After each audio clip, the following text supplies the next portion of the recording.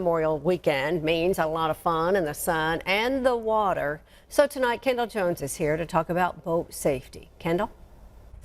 Yes, Jennifer, with the Memorial Day weekend finally here, a lot of people are heading out on the water, but make sure you do it safely.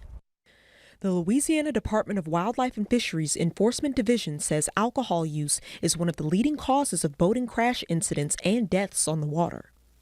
Alcohol consumption impairs a boater's judgment, balance, vision, and reaction time.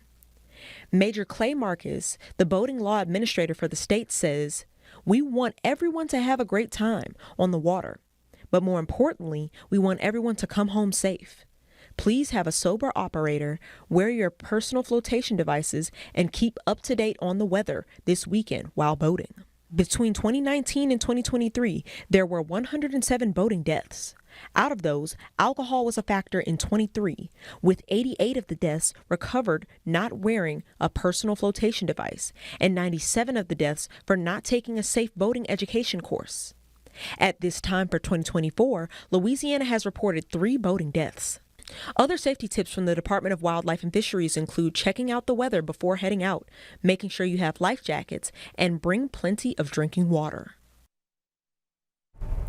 Louisiana Department of Wildlife and Fisheries also wants to remind anybody born after January 1st, 1984, that they're required to successfully complete a National Association of State Boating Law Administrators boater education course to operate a motorboat over 10 horsepower. Back to you.